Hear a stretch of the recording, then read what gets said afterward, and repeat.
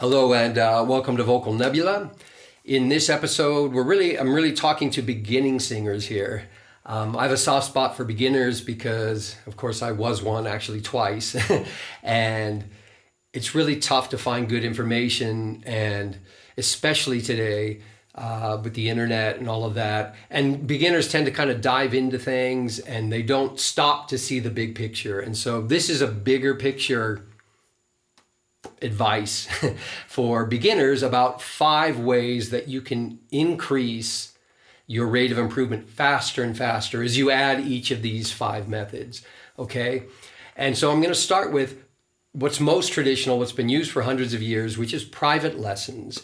And I'm not a private lesson coach. I don't have skin in that game, but I have a great coach and it helps a lot. And so I understand that a great coach can be hard to find. And that's another reason I sometimes, have a soft spot for beginners. So let's just start with kind of what's very typical. Let's say a bad singer wants to become a great singer, and we'll look at this chart. I'm going to show you a series of illustrations just to kind of help you visualize what I'm talking about. Is on the left vertical axis, you're going from 0 to 10. That means 0 is a really bad singer, and 10 is like world class operatic, Metropolitan Opera House. And you're studying with a private lessons coach only. Well, what happens is you take that weekly lesson or twice weekly lesson, you might in between lessons, you might do some warm-ups and then sing songs, but you're really relying on that lesson or those lessons to get you better at singing. And so it's kind of known in that industry to go from really bad to really good. It can take about 15 years of private lessons. But it depends, okay? So to just give you another example is someone might not start with a lot of vocal problems, and they might not want to go all the way to being that kind of world-class singer. They want to sing really well, but they might start at a 2 and go to 8. And that doesn't increase the rate of improvement, but it certainly shortens the number of years they have to spend on that kind of training. So I just wanted to say that. But we're going to use the first numbers. And again, don't worry too much about the years. Kind of see the bigger picture in the spirit of what I'm showing here. Okay, so the first thing you can do, in addition to private lessons, so the second thing, is you can add some independent studies, especially with the way things are today online and independent book publishing and these kinds of things, is that it's almost unfair to rely on a coach to teach you 100% of what you need to know about singing, about exercises, about vocal physiology and acoustics. And so you can go out and buy books, you can study research papers, you can study online, and you supplement those private lessons with a lot of independent studies. You pick up tips and tricks on the way. I've done this a lot in these past 7 years, and it helps a lot. So what it does is, you see here, it moves that time it takes you to reach your goal closer to you. All those better singing techniques and the bigger range and the elimination of breaks, all of these things happen sooner when you add independent studies to private lessons. Okay, then the third thing you can do, which is what really has turbocharged my improvement more than ever, is you can add really effective in-home training. And this goes well beyond sort of doing a little bit of what your coach was telling you, because it's one thing I've noticed, coaches really don't give you a lot of instruction on what to do between lessons. They don't give you a whole bunch of scales on MP3 files and the different ranges that you need to use to solve your different problems, with the different melodies that are better for solving different types of problems.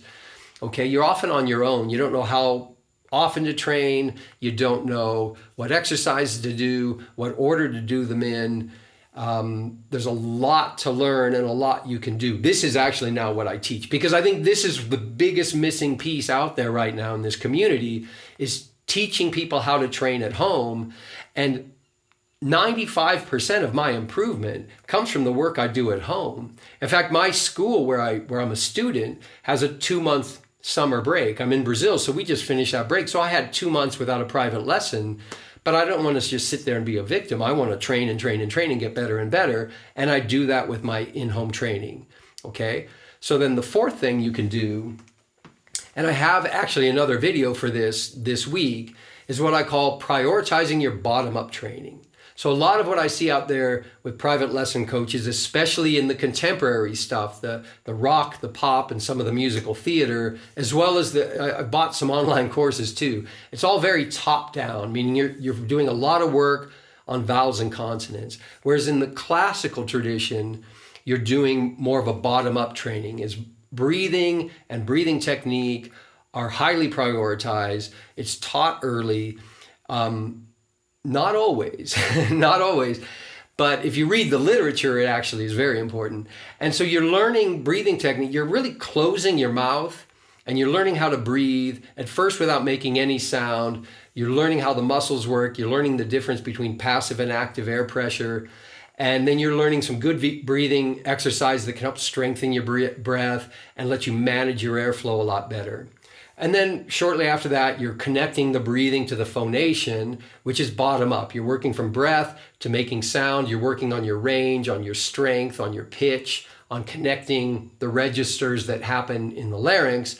And again, you're using mostly semi-occluded exercises like humming and lip trill. And now my favorite exercise, straw phonation and water, to build that up while holding your articulators steady. Okay, I have another video that goes into depth on that, so I'll kind of stop here. But this idea of bottom-up training makes a huge, huge difference, okay? And I'll get into that a little bit more in just a second.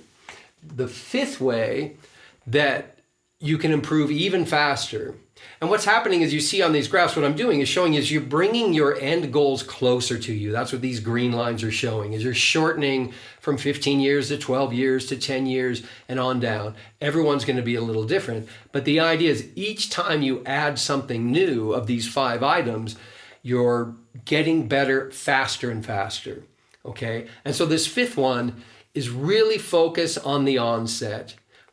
Every single time you do a single exercise, a single phrase in an exercise, focus on your inhale, how you transition to making sound, and then that very onset of sound. Because if you can master inhale through onset, the rest of the phrase comes really easy. And then the opposite is if you blow the onset, you've kind of blown the phrase. You know, the pitch might be off right away or the strength is off. You kind of get in your head space, you sort of lose your focus, and then you spend the rest of the phrase trying to fix things that started wrong. So when you focus your training on inhale to onset, you really increase your rate of improvement. So this is the one slide I wanted to show you about bottom up versus top down training. Because with top down training, it's not just that it can slow you down, it's that when these methods don't focus on breathing and really get into the phonation, you actually can't ever reach your goal. What you'll have is when you're focused on vowels and consonants, you get a lot of early improvement.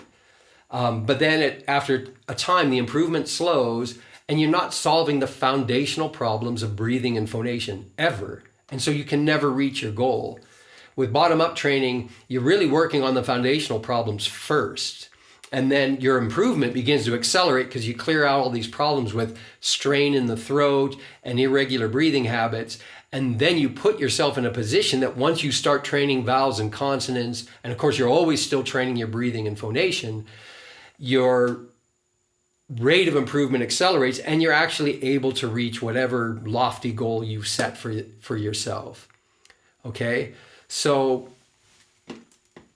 that's pretty much it. Here is that, again, these are 5 different ways, applications or things you can do in your studies, in your voice building, your vocal training to get better and better, faster and faster, and bring all that good stuff closer to you in time. And of course, to save a ton of money. That's a ton of money. So many singers have gone through the unfortunate experience of not having the correct coach, not studying the right method, and wasting a lot of money because they don't see the results that they were hoping to get in the beginning. Okay, so there's a couple more episodes here on related subjects. You'll see them, you'll see links to them. They're in the playlist for this Voice Building Junkies Show. So I'll see you in those episodes, and otherwise, have a great day.